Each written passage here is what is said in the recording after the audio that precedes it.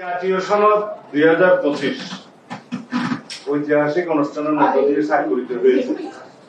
সেই সনদে বিভিন্ন রাজনৈতিক দলে বিভিন্ন দফায় কিছু নোট অফ ডিসেন্ট আছে। সেই নোট অফ ডিসেন্ট গুলোর ক্ষেত্রে বলাও আছে সনদে যে দলগুলো যদি নির্বাচনী ইশতেহারে উল্লেখ করে জনগণের ম্যান্ডেট পায়, নোট অফ ডিসেন্ট গুলো তারা সেইভাবে বাস্তবায়ন করতে পারবে। এখানে আমরা 100% একমত। এখনো আমরা সেই জায়গায় আছি এবং আমরা স্বাক্ষরিত সনদের বাইরে নাই। কিন্তু যেভাবে জাতীয় ঐকমত্য কমিশন সরকারের কাছে সনদ বাস্তবায়নের উপায় সংক্রান্ত যে সুপারিশ প্রদান করেছে, তার মধ্যে নোট অফ ডিসেন্টের অংশগুলো উল্লেখিত নাই, একদম নেই।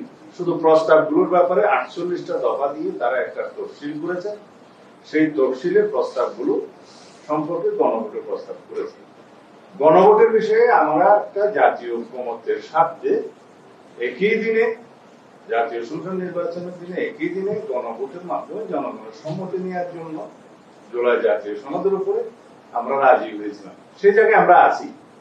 এখন এই স্বাক্ষরিত সনদের বাইরে গিয়ে কোন রাজনৈতিক দল জুলাই সনদ বাস্তবায়নের জন্য যে অযৌক্তিক এবং নতুন নতুন ইস্যু করে যে আন্দোলন করছে, সেই ব্যাপারে তাদেরকে বক্তব্য প্রদান করতে পারেন।